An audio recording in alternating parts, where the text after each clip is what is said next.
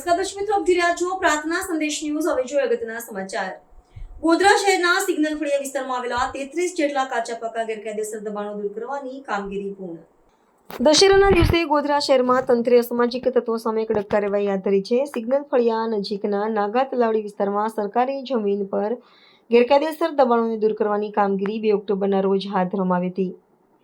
આ વિસ્તારના અમુક અસામાજિક તત્વો દ્વારા આશરે 35 જેટલા કાચા અને પાકા મકાનો ગેરકાયદેસર રીતે બાંધવામાં આવ્યા હતા।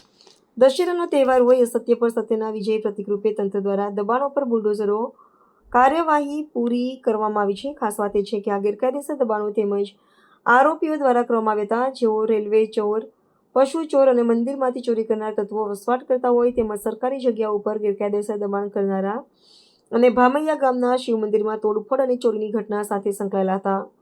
તપાસમાં સામે આવ્યું હતું કે આવા સામાજિક તત્વોએ નાગા તલાવડી વિસ્તારમાં સરકારી જમીન કબજે કરીને કાચા પાકા મકાનો ઊભા કર્યા હતા। કાર્યવાહી દરમિયાન કોઈ અનિચ્છનીય બનાવ ન બને તે માટે પોલીસનો ચુસ્ત બંદોબસ્ત ગોઠવવામાં આવ્યો હતો। ગોધરા નગરપાલિકા, મહેસૂલ વિભાગ, માર્ગ અને મકાન વિભાગ, પોલીસ તેમજ મધ્ય ગુજરાત વીજ કંપનીની ટીમો આ કામગીરીમાં જોડાઈ હતી। આપને બધાને ખબર છે, આજે વિજયાદશમીનો તહેવાર છે। વિજયાદશમીનો તહેવાર એટલે અસત્ય પર સત્યની જીતનું આ પ્રતીક છે।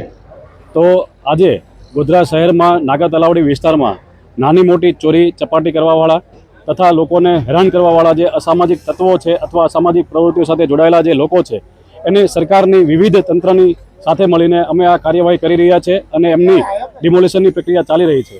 કુલ 35 જેટલી પ્રોપર્ટી છે અને ટોટલ 33 જેટલા મકાનો આવેલા છે, એની ડિમોલિશનની કાર્યવાહી આજે ચાલુ છે।